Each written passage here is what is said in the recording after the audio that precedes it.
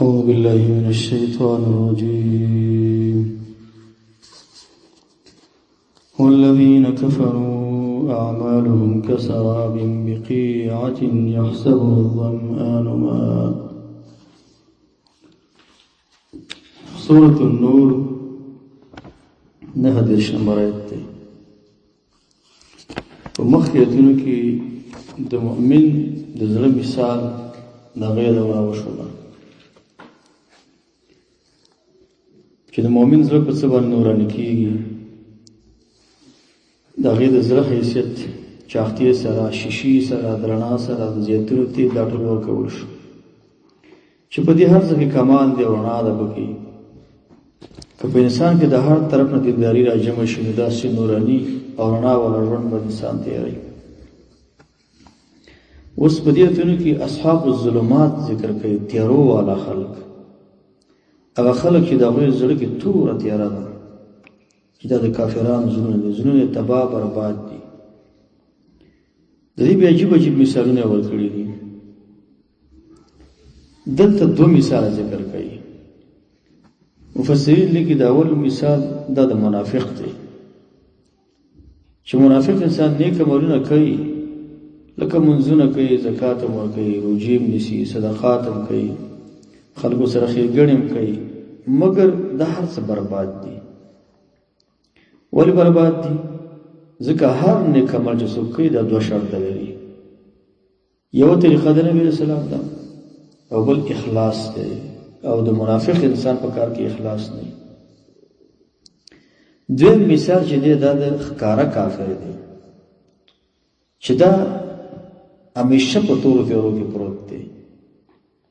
دا منافق چې دی دا کله سر پټ کې او کله سر ښکاره کوي، کله مونځ سره شي، کله د مونځ مخالفت کوي.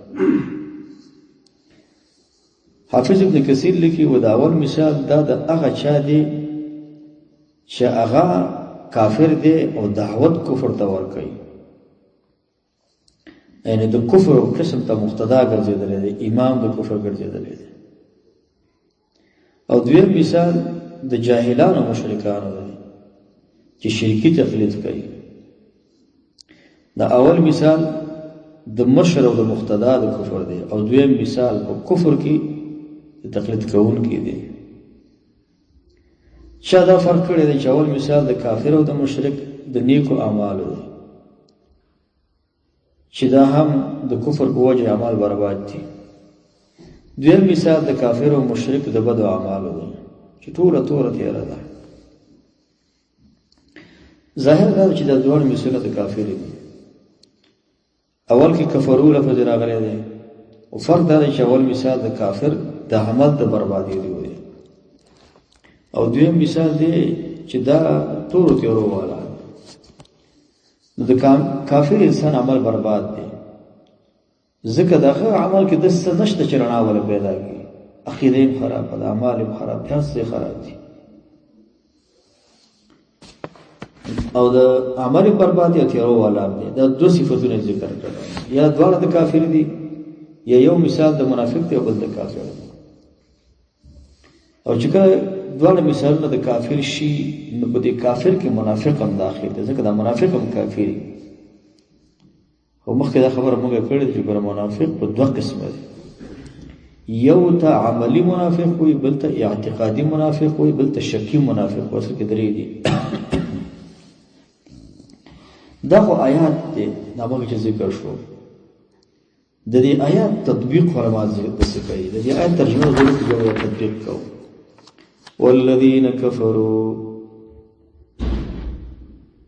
اکسان چې کفر کړی دی، اعمالهم، عملونه د دوی کسرابین په شان د پړکېدونکي شوي دي. دا کله کله چې په دشته کې رواني نو دا عوام خلک وایي هغه ته اوبه شته دی پړکېږي، چې هلته ورشي یو شی.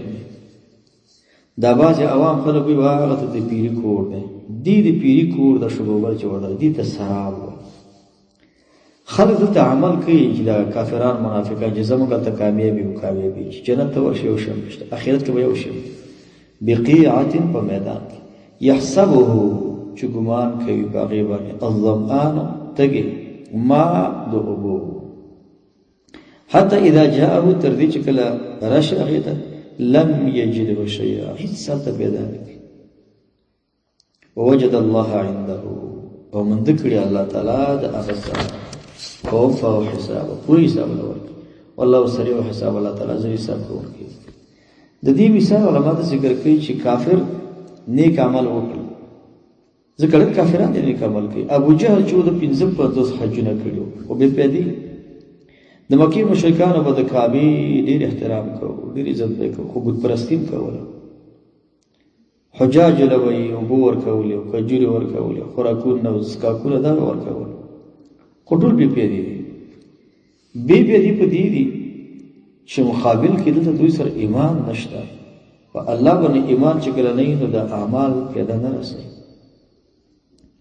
نو د کافر عمل څنګه دی دا نیکی کړې ده خو نور تورو تېرواله کافر چې دینداري کوي که نه کافر دو کاره کېږي په دنیا کې یو د کافر دینداري کافر له دا پیدا رسوي چې کله کله دې کافر ته الله توفیق د دې ورکړي چې دا مؤمن شي دا کار کله کېږي دویم کار کافر چې کله دینداري کوي د دې دیندارۍ په وجه باندې داسې دین نه کوي چې د الله رسول په لار روان دي خو کله نیک اعمال کوي لکه مسلمان سره ښېګڼه وکړي کلیک جوړ کړي لاره جوړ کړي کوی جوړ کړي داسې کارونه وکړي یو کافر کوي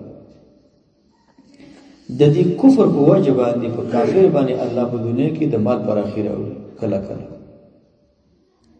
او که چېرته په کافر کې لږه نرمي وي که نه او اخلاق یې ښیي الله د ایمان توفیق هم ورکوي دا کار هم کله کېږي د مثال تطبیق دا داسې دی کافر نیک عمل وکړ صدقه یې وکړه حج یې وکړ عمره یې وکړه خو د ده ګمان دا دی چې دا ماته پیدا ورسوي د دې انسان دا عمل داسې دی لکه عامه اصطلاح خلکو د پیرانو تنور دی چې مسافر یو دښته کې ګور لکه چې هغه ته اوبه دي پړک پړک هلته کوي چې ورشي وشي دې کافر دلته حجونه هم کړي او عمرې هم کړي هر څه یې کړي ټول پرې پیدا د دې مثال لکه د پیرانو د تندور او شروبل چې ورته وایي چې تګه انسان د وړاندې ځینې ورته ګوري هغه پې ګمان د اوبو کوي چې دا امید هم ما ته فایده ورسېده ما تنده پاته کړي خو دا کومه فایده نه رسوي بلکې دا چې کله هلته ورشي هلته به دښمن ناست دا به هلته وتړي مطلب یې دا دی دا قیمت ته ورغې الله ته ورغې په دې تمه دی چې ما دا کړي دا کړي دا کړي هلته به تا الله وتړي ته ته به الله سزا ورکړي که دې دنیا سره لګېږي ته هلته ورشي چې هلته تنور دی هلته اوبه دي هلته پړکار دی چې ورشي څه نشته هلته به دښمن ناست وي تا ته به تکلیف ورسوي نو د هېڅ نیک عمل به د سره نه دی چېرته ور ورسېږي بلکې دا به د خپل کفر په وجه باندې څنګه شي تباه برباد به شي ده سره به هلته حساب وشي او دا به وتړل شي جهنم ته به واچولی شي ده دوه تاورونه وکړله عمل برباد شو د کافر عمل برباد شو څومره خواري چې دې دنیا کې کړې وه ټوله ضایع شو که سراب مخکې ذکر شو که سراب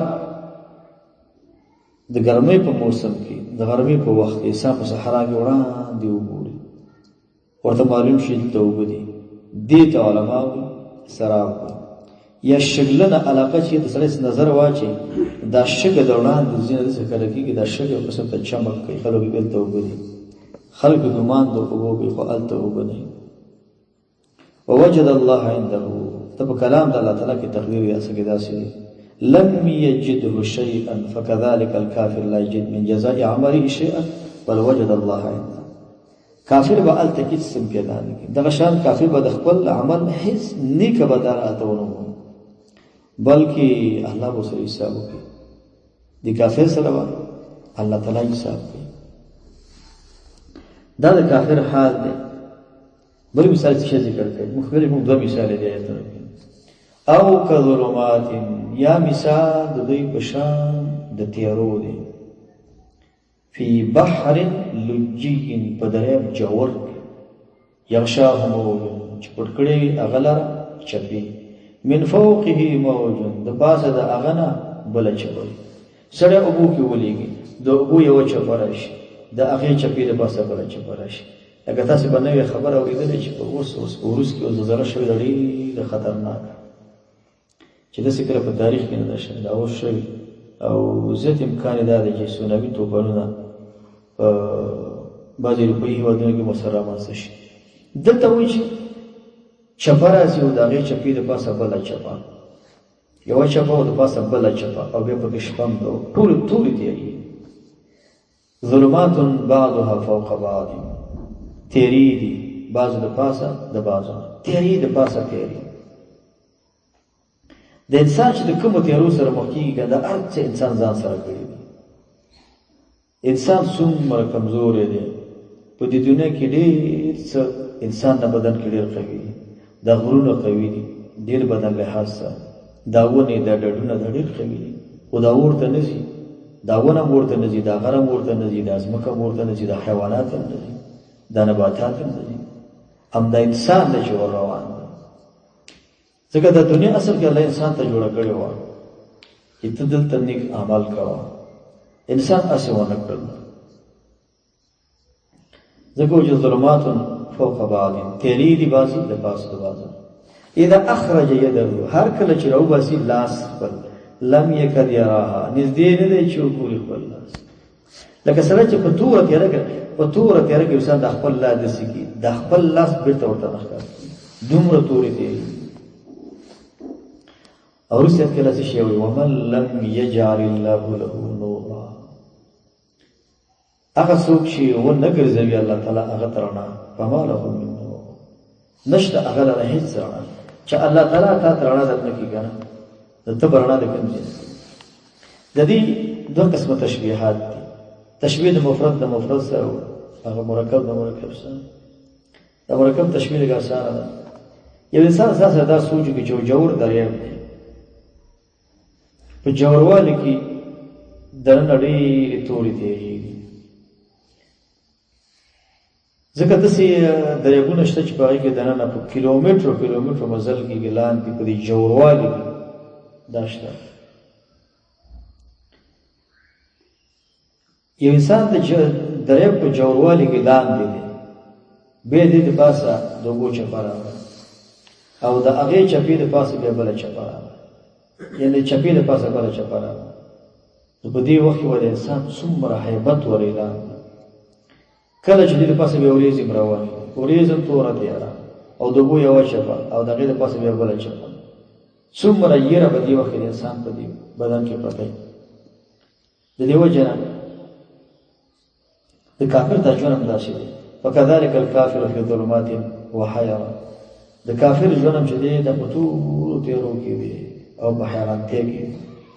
او اصلا دا سوچ پکار دی په دې ایتونو کې چې دوه قسمه تیارې ذکر شوې. د دې تیارو نه انسان څنګه بچ شي؟ دې تیارو نه یو حدیث کې دی راځي چې من شاب شیبه فی الاسلام، د چا چې په اسلام کې ګیره سپینه شي ده ته به الله تعالی په قیامت کې یو نور ورکوي، یو رڼا به ورته ورکوي. هر هغه څه چې هغه دلته تا ته رڼا پیدا کوي نو هغه تا ته آخرت کې رڼا پیدا کوي. د دې رڼاګانو تفسیر چې دی د سورة الحدید کې ذکر شوی دی، د 28مې سپارې اخري سورت. ایمان والا سره به د قیامت میدان کې رڼاګانې، نو دا نور خلک ورته وایي چې موږ ته لږه رڼا راکړي. هلته به ایمان والا وایي چې ارجعوا وراءکم فالتمسوا نورا، لاړ شئ شاته لاړ شئ دنیا ته. دا دنیا چې موږ دلته د قیامت میدان کې لرو، د دنیا د اخرت رڼا دا دنیا نه وړل کېدله. تاسې لاړ شئ هلته رڼا راواخلئ. دا رڼا انسان ته بل څنګه حاصلېږي؟ حدیثو نه معلومېږي سورة کهف لوستل دې سره انسان ته رڼا حاصلېږي. همداسې لوستل او بیا خاص کر د جمعې په وخت باندې لوستل. حدیث کې راځي چې کوم ذکر ته یې مثلا ته دې ذکر دلته ته د جمعې په ورځ یا عام ورځ کې سورة کهف ولولئ. د جمعې په ورځ به دا حدیث دی الله به دله دومره رڼا ورکړي لکه کوم ذکر چې دا سړی تر مکې پورې دومره رڼا به درته درکړي. او دا رڼا به چېرته په کار راځي؟ دا د قیامت میدان کې د رڼاګانې په کار راځي. بله خبره، دا رڼا چا ته ورکول کېږي؟ واحد هغه کس چې دا رڼا ورته ورکول کېږي دا هغه څوک دی چې هغه د سترګو ګناه نه کوي. د سترګو ګناه ابن قیم صاحب لیکي دا 21 نقصانات لري. د سترګو د ګناه د وجه نه دا مخکې سورۃ نور کې ذکر شو، څلور ځینو ته به نه ګورئ، مخکې ذکر شوي دي. څوک چې د سترګو په ګناه کې اخته دی، تاسو د هغې مخ ته وګورئ، د هغې مخ داسې لکه مسه شوی، یو زنا ته ګوري بلې ته ګوري، یو ته ګوري بل ته ګوري، یو چا کور ته ګوري د بل چا کور ته ګوري، د یو چا امکاناتو کې سوچ کې ګوري را ګوري. دا د سترګو نظر دا خانه دی. ستا په زړه کې دنه چې کوم نور دی که نه هغه خرابوي، هغه نور درته خړکوي. د هغه زړه د نور چې دی که نه د هغې د سالم او د ښه ساتلو سوچ کوه، هغه نور درنه خراب نه شي. دارنګه د زنا سره د بېحیاتوب سره نور د منځه ځي. دا ګناهونه چې دي د دې هرې ګناه خپل خپل اثر د انسان په دې بدن باندې. د زنا خپل اثر دی، د قتل خپل اثر دی، د شراب خپل اثر دی. خو په مجموع کې دا څومره ګناهونه چې دي که نه هره ګناه چې ده دا توروالی راوړي. خو بعضې ګناهونه په بدن د کینسر په شان ته اثر کوي، بعضې لکه ملاریا، بعضې لکه زکام، بعضې لکه تبه. مرضونه داسې دي دا ګناهونه لکه دا امراض چې یو بل نه ټیټه وجوي دي. د بعضې مرض ضربه ډېره خطرناکه ده او د بعضې مرض سره انسان به ظلم کولی شي. بعضې مرض انسان چپه کړي، انسان گزار کړي.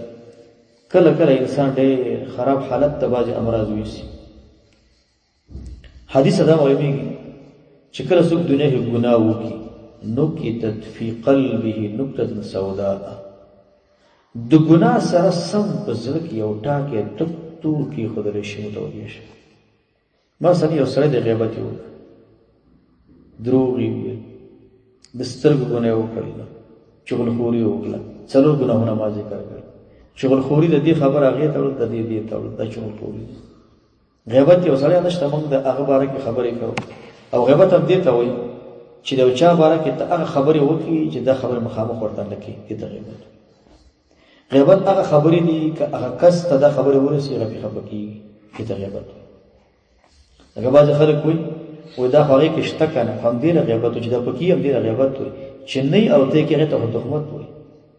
حدیث کې راځي ان کان فیه ما تقول فقد ارتبته، چې پکې او ته یادې دې له غیبت وایي. وان لم تکن فیه ما تقول فقد بهته، چې پکې نه بیا خو تهمت دی که نه. انسان غیبت وکړو، هر څوک ځان سره سوچ کوي زمونږ د ورځې د ګناهونو فیصدي څومره ده او د نیکیو فیصدي هم څومره ده. هر څوک ځان سره خپله موازنه په خپله کولی شي. هر څوک عقلمند دی، هوښیار دی، زیرک دی، ګټه تاوان تجارتونه په دې ټول سیستمونو خلک پوهېږي. به ځان سره روزانه سوچ کوه کم کار او کسب چې ته پکې ډېر ګنهګارېږي دا کار له طلاق ورکړه، بل کار شروع. یو سړی د سکاوه جوړه کړې ده، دې سکاوه کې روزانه 50 ګیري کوي، دې سکاوې ته اور واچوه، اور پترول کې واچوه، تیلې ورته وړې، دا هر څه فی سبیل الله ختم شو. یو سړی کمپیوټر ته ناست دی، خلکو ته د بد اخلاقي فلمونه اچي، ستا د وجې نه زنانه نارینه ټول په ګناهونو کې اخته وي. دا کمپیوټر د معده ده. همدا کمپیوټر یو وسیله ده، ذریعه ده، ولې ښه نه استعماله چې دی غلط استعمال. دې ته ورته ډېر ګناهونه دي. یو سړی د دوکاندار دی، په دوکان کې شراب خرڅوي، چرس خرڅوي، ټابلټکا خرڅوي، نسوار خرڅوي، سګرټ خرڅوي. دا به تاله څومره پیسې وګټي؟ دا ټولې پیسې د نسوار او سګرټ راجمع کړي، دا به ټولې څومره شي؟ خو دا شي نه کول دا دقت ایمان غواړي. د سعودي له چې لاړ شي بعضې دوکانونه ګیرې کړي چې سګرټ او نسوار د دوکان کې نشته. د دې سړي دا خبره د ایمان تقاضا ده، ځکه حرص په انسانانو کې زیات دی. حرص خو چې ګاهک راشي باید شراب دوکان کې موجود وي او باید دام موجود وي، د خنزیر غوښه هم باید موجود وي، ډېر څه باید موجود وي. څومره افغانان چې د یورپ ته لاړل اکثرا هلته هوټلونو کې کار کوي، او دا خو معلومه خبره ده چې خارج کې هوټلونو کې د خنزیر غوښې د پسه نه خلک ډېرې خوري، د مار غوښې خلک خوري، د هر څه خو لنډه ده. خاص کر به چینیان د ځمکې په سر د تیږې او کاڼ نه خوړل کېږي، انده هم خوړله، هر څه خوري چې څه د ځمکې په سر دي که نه دی خوري. نن مې ویډیو ودرې نن په انټرنټ باندې چې یو کس دوکاندار دی او مخې له مار پروت دی او دا کاکا ورته راځي او دا مار ټوټې ټوټې کوي، 15 سر ټوټې اچه پلاستیک کې چې خوري، ورسره دا به کړې کې ورته ورکوي. کله چې انسان کافر شي، ملحد شي، الله رسول وړاندې شي، به ماران خوري. تا کې ایمان وي تا ته به ستا رب ویلی وی چې مار مه خوره د حرام دی کم حیوان چې ته خوري او د هغه حیوان کم خوی یي خوی تا کې پیدا کېږي تاسو ګورئ چې کم خلک کنه سپو سره ډېر ګرځي را ګرځي د انسان کې خوی به د سپي پیدا کېږي بس هر چاته به خوله واچوي یو سړی د خرو سره ډېر ګرځي راځي سره به کم عقل کېږي ځکه خر کم عقل چې کم حیوان کې چې کم عادت و انسان کې خپل د عادت لري او ته چې کله مکرمې مشرفې معززې د دې کتاب په وجه د ګناهونو د اجتناب په وجه ګناه به ځان سره انسان ګناهونه کوي د دې هرې ګناه په وجه په زړه کې توره نقطه ډېرېږي دا ټول زړه تک تور شي لکه بانجان غوندې شي بې انسان ته د ورځې 300 ګناهونه پرې پروا نه لري حدیث کې راځي وي بې انسان داسې شي اخر کې لکه د چا پوزه چې مچ کړي همداسې وروږي غاټ کار به کې داسې وروږي مخکې ما درسونو کې ویلو چې بني اسرائیلو کې یو کس یو عالم او زنانه ولا به درس په منځ کې پرده وه د یو زنانه زنګون راوتلی و د دې عالم سره زوی ناست پر زنګون لاس و د زنانه په زنګون الله تعالی ملایکه راولېږله چې دغه کلی غونډ تباه کړه ورته ویل الله دې کلي کې عالم ناست درس کوي نیک سړی وایي اول هم دا ملا تباه کړه ده کې دومره غیرت نه و زما دپاره چې دا کار د الله غیرت ډېر زیات خوښ دی ډېر زیات د الله د غیرت خوښ دی دا پښتانه کله کله وایي که نه چې موږ کې غیرت دی نه پښتنو کې جهل زیات دی پښتانه به الله تعالی د زنانو باب کې ډېر رانیسي ډېر ظلم پرې کوي ډېر زیات او دا زموږ غلط دودونه دي غلط دستورونه دي تاسو ګورئ اوس په دې لوحو باندې لیکلي دي چې زنانه په نکاح کې حق لري که زنانه و دا زه نه کوم نه کوم دا اصل د حدیث علماء مسلک دی چې زنانه پلار په نکاح ورکړي که نه پلار او جري وجزې نه کو صحیح مسلک دا دی د نکاح د منځه ځي اگر که پلار ورکړی د پلار خیر دی زیرک دی عقلمند دی خو مصلحت ته بیا هم کتل کېږي کېدې جلۍ پوډري انتخابوي او پلار ولا سم کس انتخابوي مصلحت ته به کتل کېږي هدف دا دی د جلۍ خبره رول لري په نکاح کې جلۍ په خپل ځل کې خاوند دی او پلار خبر نه نکاح بیا هم نه کېږي هلته پلار ولي دي دواړه رول لري پلار ځکه نکاح کې 5 شرطونه دي د جلۍ راضي کېدل د پلار راضي کېدل مهر ورکول ګواهان د نکاح اعلان دا خبرې به څوک کوي دا ضرور دی د 5 خبرې کله چې څوک کوم ځای کې نکاح تړي دا 5 خبرې به میدان ته راوړي خلاصه دا ده چې کله زړه تک تور شي او بیا انسان دینداري شروع کړي لږ د زړه سپینېږي په لاره که منځ کې بیا ګناه کې بیا خړوالی پیدا کېږي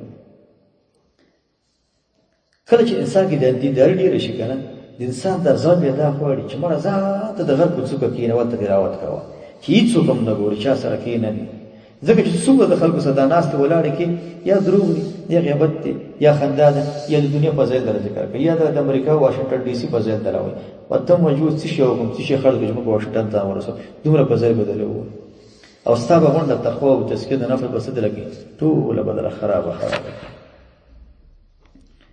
دا دویم مثال په دې طریقو د اشاره شوی او کظلمات فی بحر یا مثال د دوی په شان د تیارو دی په بحر په دریاب کم دریاب کې په بحر لجیل په دریاب جوړ کې یغشاه موج چې پر کړي وي هغه دره چپي من فوقه موج د پاسه دغه نه چپوي من فوقه سحاب د پاسه دغه وریږي ظلمات بعضها فوق بعض تیری دی بعضی د پاسه بعضنا اذا اخرج يده هر کله چې وبچ هغه لاس خپل لم يكن يراها نزدې نه دی چې وګوري هغه لره ومن لم يجعل الله له نورا هغه څوک چې ونه ګرځوي الله